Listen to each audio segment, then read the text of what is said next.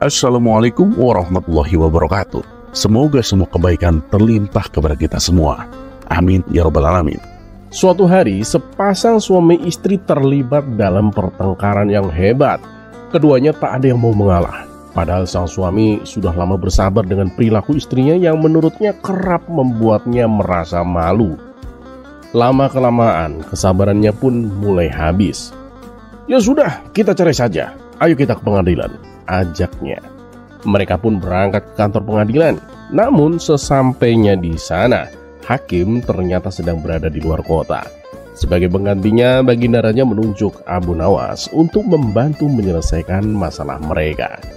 Abu Nawas pun bertanya kepada sang suami, "Apakah kamu sudah yakin dengan keputusanmu?" Pria itu pun menjawab dengan tegas, "Ya, saya sudah yakin Tuan Abu." Abu Nawas sebagai orang yang bijak mencoba menasihati mereka. "Coba pikir baik-baik terlebih dahulu. Jangan sampai nanti kamu menyesal karena sudah menceraikan istrimu." Namun si suami tak bergeming. "Tidak Tuan Abu, saya sudah tak kuat lagi dengan perilaku istriku yang selalu membuat saya merasa malu." Abu Nawas pun penasaran dan bertanya, "Memangnya apa yang dilakukan istrimu?" Lelaki itu pun mengeluh, "Begini Tuan Abu, tiap malam dia selalu mendatangi kedai tua Tuan. Padahal saya sudah melarangnya, tapi dia tidak pernah mau mendengar Tuan." "Oh begitu rupanya. Kalau memang begitu keputusanmu sudah tepat. Istri seperti itu memang tidak baik dan tidak pantas untuk dipertahankan," kata Abu Nawas tanpa setuju. Lalu Abu Nawas pun menoleh ke arah sang istri. "Nah, kamu ini sudah beruntung punya suami yang baik seperti dia. Kenapa kamu masih nekat ke kedai tua tiap malam? Padahal suamimu kan sudah melarang. Apa yang membuatmu begitu keras kepala?" tanya Abu Nawas penasaran. Si wanita itu pun menjawab dengan nada tenang, "Masalahnya bukan ada pada saya Tuan Abu, tapi pada suami saya." "Maksudmu bagaimana? Jangan membuatku bingung. Coba jelaskan lebih jelas lagi," pinta Abu Nawas. "Begini Tuan Abu," jelas sang istri. "Saya ke kedai tua itu untuk menyuruh suami saya pulang Tuan. Dia hampir tiap malam mabuk-mabukan di sana dengan kawan-kawannya. Dan dia menganggap tindakan saya itu mempermalukannya di hadapan teman-temannya."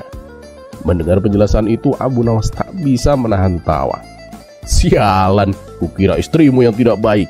Ternyata kamunya sendiri yang kurang ajar," kata Abu Nawas sambil geleng-geleng kepala. Dan akhirnya sesuai keputusan mereka, pasangan itu pun resmi bercerai.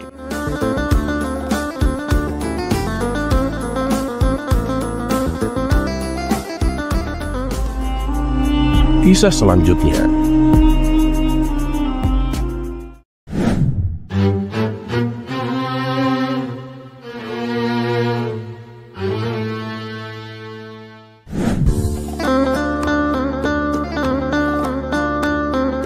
Dikisahkan pada suatu hari tersebar kabar bahwa di sebuah desa ada makam keramat yang diyakini bisa mendatangkan keberuntungan bagi siapa saja yang berziarah ke sana. Warga dari berbagai tempat berbondong-bondong datang membawa sesajen dan memanjatkan doa, berharap mendapatkan rezeki yang berlimpah. Namun Abu Nawas merasa ada yang janggal. Makam ini tiba-tiba jadi terkenal, padahal dulu tidak pernah terdengar kabarnya, pikirnya. Karena merasa penasaran, Abu Nawas pun memutuskan untuk menyelidiki lebih dalam. Pada malam hari saat suasana sudah sepi, Abu Nawas datang ke makam tersebut bersama beberapa warga yang juga mulai curiga. Mereka membawa lentera sebagai penerangan. Sesampainya di sana, Abu Nawas melihat banyak sesajen yang ditinggalkan di sekitar makam. Setelah mengamati dengan seksama, ia menemukan sesuatu yang mencurigakan. Ini benar-benar mencurigakan, pikir Abu Nawas. Ia pun menyusun rencana untuk membongkar rahasia makam itu di depan para warga. Dan esok harinya Abu Nawas mengumpulkan warga desa dan ia berkata, "Saudara-saudaraku, semalam saya mendapatkan wangsit.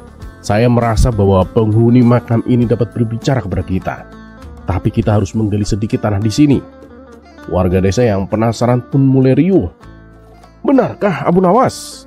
Bisakah kamu mendengar suaranya?" tanya mereka dengan penuh antusias. Abu Nawas mengangguk tampak sangat meyakinkan. Tentu saja, tapi kita harus tetap hening dan hormat.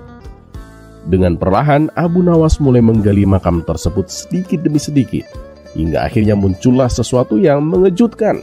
Di dalam makam itu hanya ada beberapa batu besar dan kayu lapuk. Tak ada jenazah atau tanda-tanda makam yang nyata. Warga yang melihatnya pun terkejut dan mulai saling berbisik. Seorang warga berteriak, "Ini hanya makam palsu. Tidak ada orang yang dimakamkan di sini. Kita sudah ditipu." Abu Nawas hanya tersenyum dan berkata, "Begini saudara-saudara, orang yang membuat makam ini mungkin hanya ingin mencari keberuntungan dari ketidaktahuan kita. Ingatlah, kita harus selalu berpikir jernih dan tak mudah percaya pada hal-hal yang tidak kita pahami." Warga pun merasa malu, lalu tertawa menyadari kesalahan mereka sendiri. Dan sejak hari itu, mereka tak lagi mudah percaya pada cerita mistis tanpa bukti. Dan makam palsu itu dibiarkan terbengkelai sebagai pengingat untuk selalu waspada. Sementara itu, Abu Nawas pun pulang dengan hati puas, merasa berhasil membantu warga dengan cara yang lucu namun penuh pelajaran.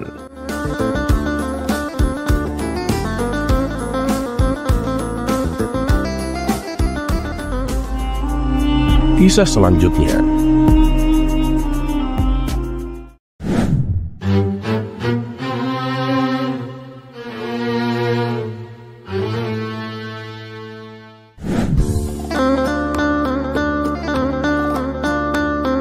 Pada suatu hari, Abu Nawas pergi ke pasar mengendarai keledainya.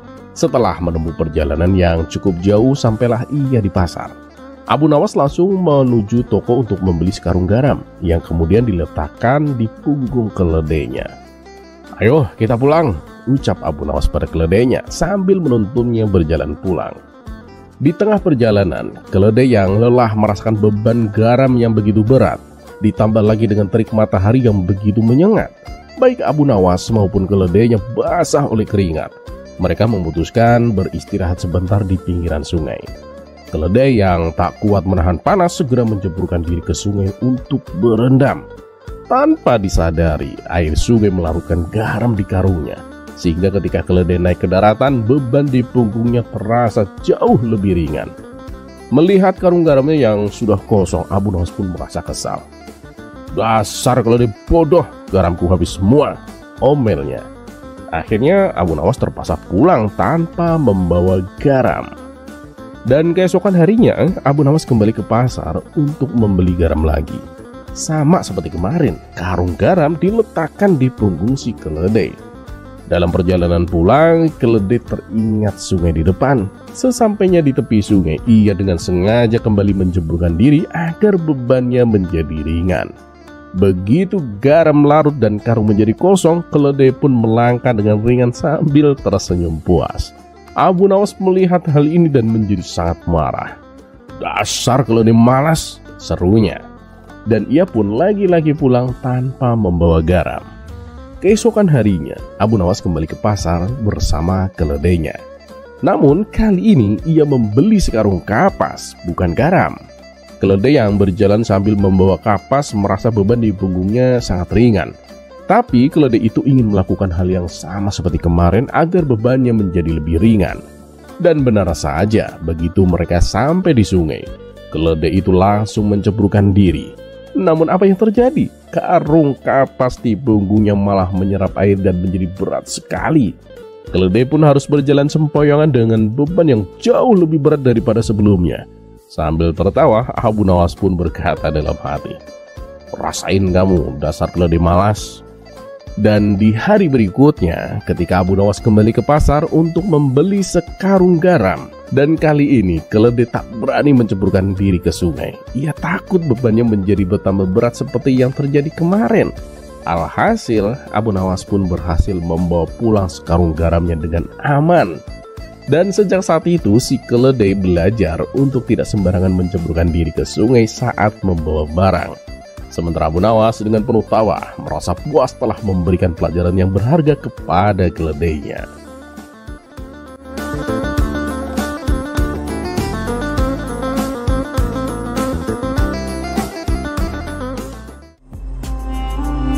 Kisah selanjutnya.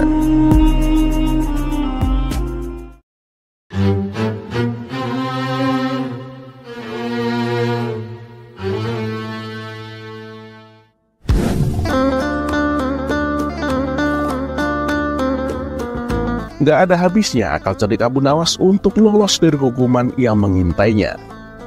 Masa sesuatu yang dilarang bisa menjadi diperbolehkan untuk Abu Nawas? Seperti pada kisah kali ini, Abu Nawas dengan kecerdikannya bisa menjadikan halal sesuatu yang haram. Berikut kisah lengkapnya. Sudah menjadi suatu kebiasaan saat menjelang masuknya bulan Ramadan, kota Baghdad menerapkan undang-undang yang hanya diberlakukan saat bulan puasa. Undang-undang tersebut berisi, siapa saja yang ketahuan makan atau minum di tempat terbuka saat siang hari akan dikenakan hukuman penjara selama sebulan. Hal itu bertujuan untuk menghormati umat muslim yang tengah melakukan ibadah puasa. Dan suatu hari, Abu Nawas tampak bersiap-siap pergi ke hutan guna mencari kayu bakar untuk dijualnya ke pasar. Meskipun sedang puasa, tak menyurutkan semangatnya untuk tetap bekerja menafkahi keluarga. Setelah waktu menjelang siang, Abu Nawas pun pulang ke rumah dengan membawa kayu bakar. Kali ini kayu bakar yang diperolehnya cukup banyak, sehingga membuat Abu Nawas merasakan letih. Mungkin karena saking capeknya, Abu Nawas sampai lupa kalau hari itu adalah bulan puasa. Begitu ia tiba di rumah, ia langsung mengambil segelas air dan sepotong roti, lalu dibawanya ke teras rumah. Dengan asyiknya, Abu Nawas melahap roti dan meminum segelas air. Ternyata perbuatan Abu Nawas ini ketahuan oleh Abu Jahil selaku tetangganya. Gila Abu Nawas. Kebetulan, akan aku laporkan ke Tuan Hakim biar dihukum, pikir Abu Jahil kegirangan. Maka pergilah Abu Jahil menuju rumah Tuan Hakim dan mengadukan perbuatan Abu Nawas.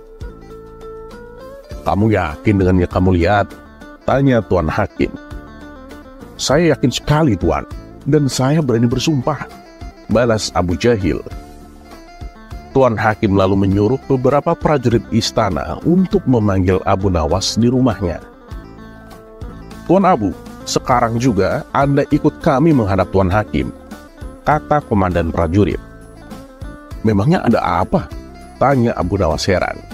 Ada yang melaporkan kalau Anda itu telah berbuat kesalahan, jawab komandan prajurit. Kesalahan apa? Saya nggak merasa melakukan kesalahan, tanya Abu Nawas semakin bingung. Pokoknya Anda harus ikut kami. Nanti Anda tanyakan sendiri di pengadilan, balas komandan prajurit.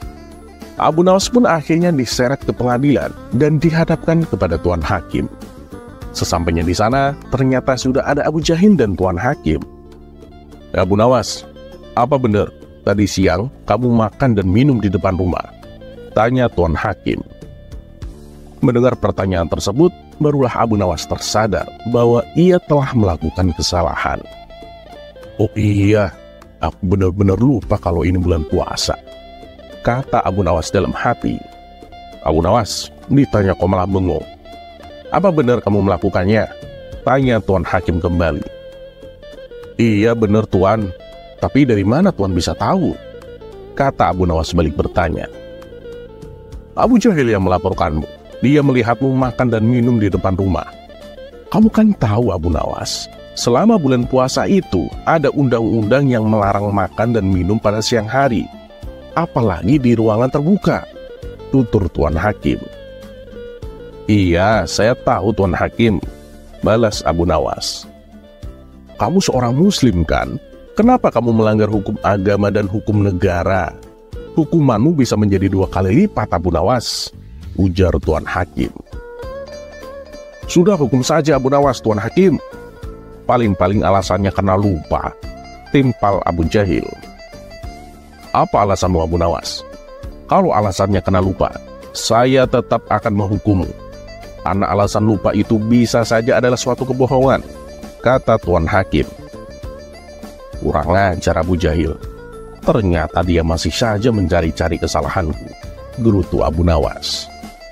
Tapi namanya saja Abu Nawas, dengan akal cerdiknya, ia dengan mudah bisa lepas dari hukuman yang akan menjeratnya. Begini Tuan Hakim, saya ini kan seorang musafir, makanya saya makan dan minum saat puasa. Bukankah seorang musafir diperbolehkan membatalkan puasa? Ujar Abu Nawas. Musafir? Kamu ini bukannya tinggal di sini sudah lama, dan aku tidak pernah melihatmu pergi kemanapun, kata Tuan Hakim. Ya, coba lihat. Saya ini masih hidup di dunia. Saya ini adalah seorang musafir yang sedang dalam perjalanan menuju akhirat, Tuan Hakim, tutur Abu Nawas menjelaskan. Mendengar hal itu, Tuan Hakim hanya terdiam. Begitu juga dengan Abu Jahil. Walhasil, Abu Nawas pun dibebaskan dari ancaman hukuman.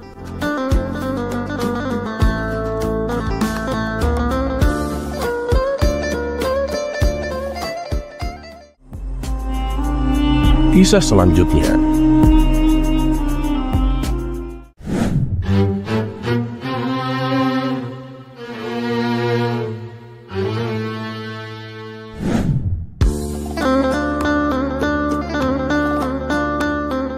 Abu Nawas terkenal sebagai seorang sufi yang penuh canda tawa.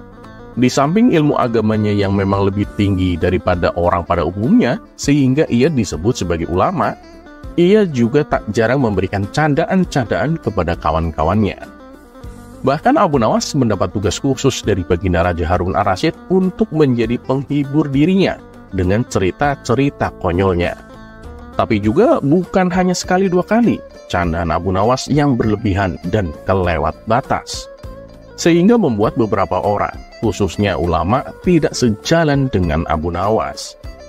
Setelah sebelumnya Abu Nawas diajari tentang etika oleh seorang ulama sufi, yaitu bagaimana seharusnya seseorang berbicara agar tidak menyakiti lawan bicaranya. Kini, Abu Nawas juga membuat seorang petapa suci gregetan.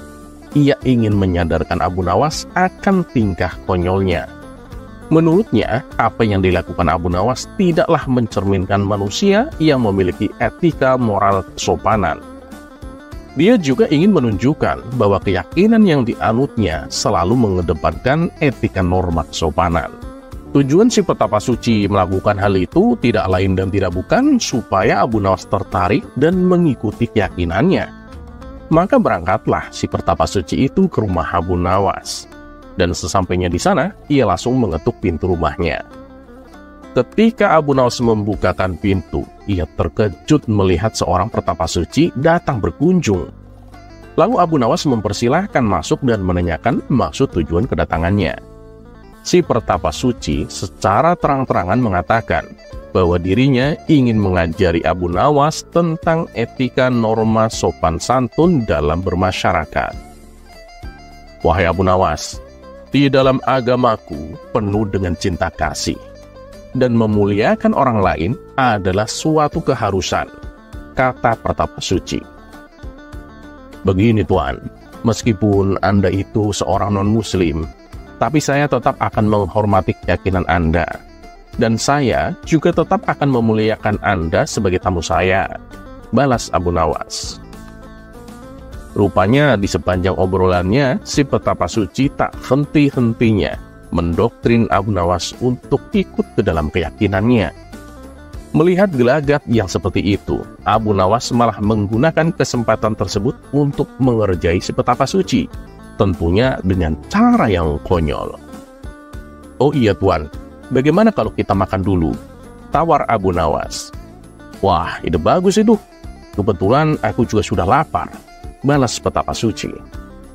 Abu Nawas selalu membawakan 2 piring kosong dan 1 nampan yang berisi 2 daging, di mana kedua daging tersebut yang satu berukuran kecil dan satunya lagi berukuran besar.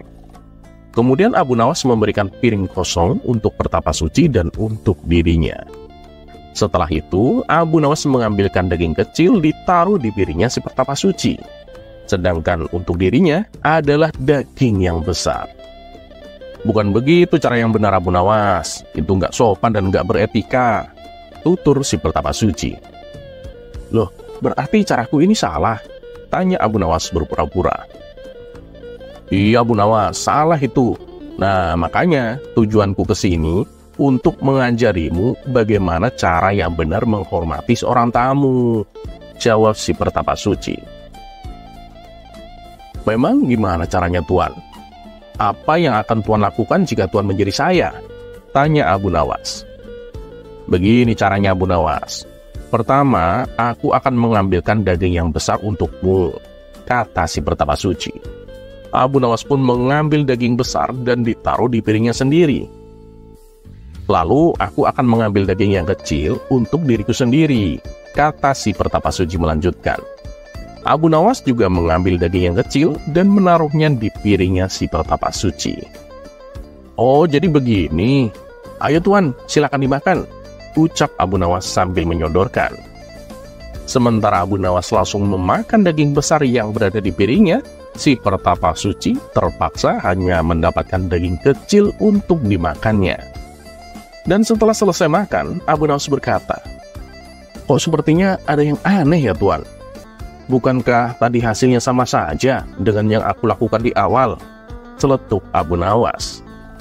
Menyadari dirinya masuk perangkap Abu Nawas, si pertapa suci itu hanya bisa diam, tak mengatakan sepatah kata pun. Tak berapa lama, Abu Nawas kembali berkata, "Oh iya Tuan, apakah Anda tahu etikanya makan?" Tanya Abu Nawas. "Oh, itu sangat mudah.